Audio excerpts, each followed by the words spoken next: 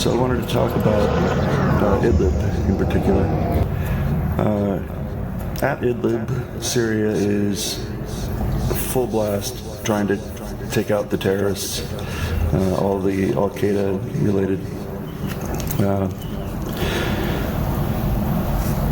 terrorists that Turkey is actually backing and helping get in there.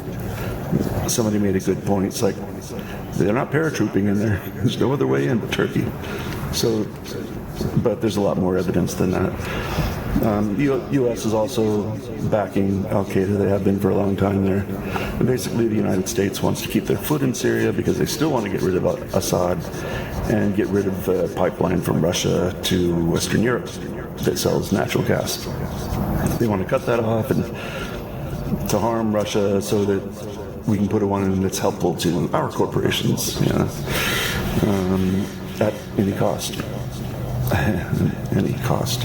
It seems they're willing to go to world war over it because now Turkey is at the border with Syria and claiming somewhat accurately that there's civilians that are going to be hurt. Well, that's true.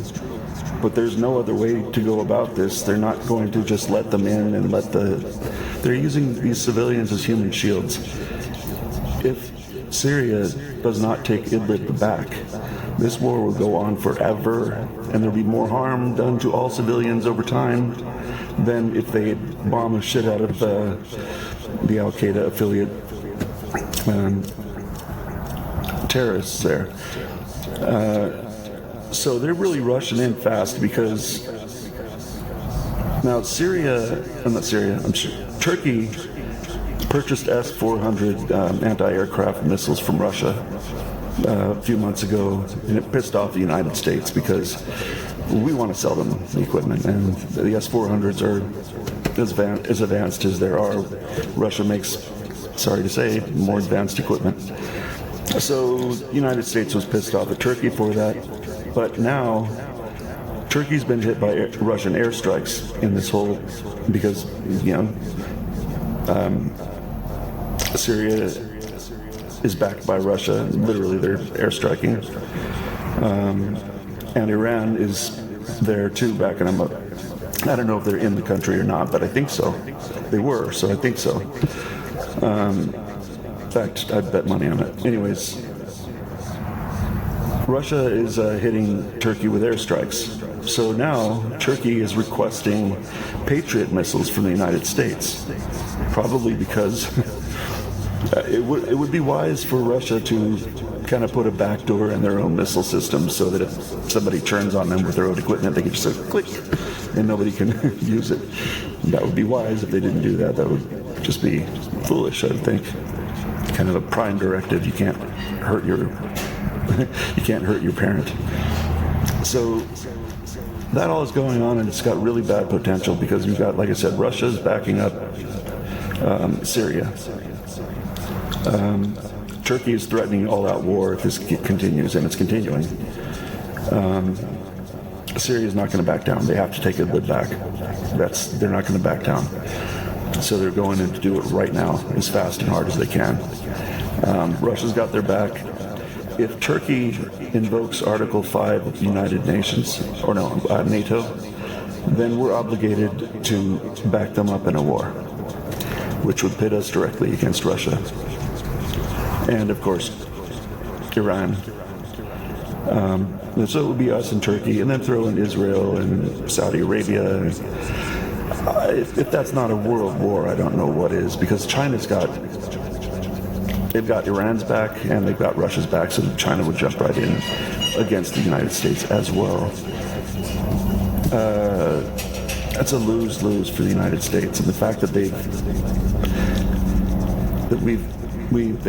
being the people calling the shots, have pushed us this far into the country's.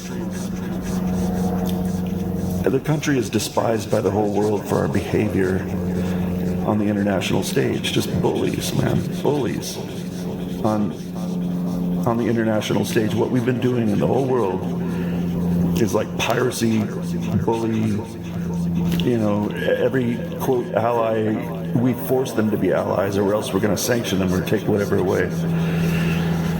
So we put ourselves in a position of being despised.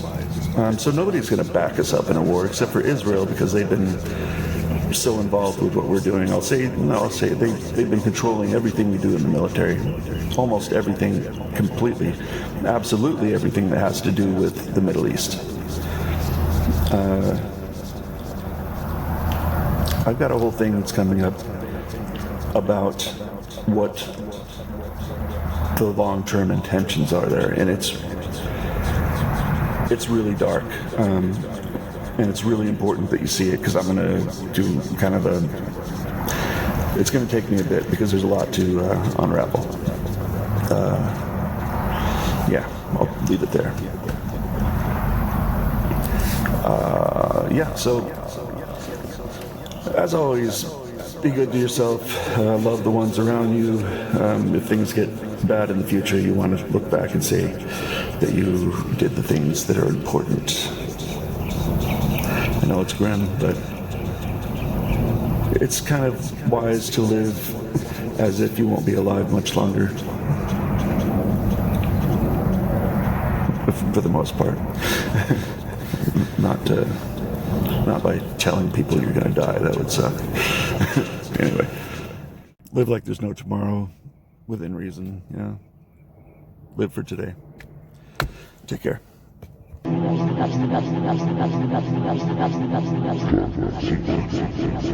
don't know.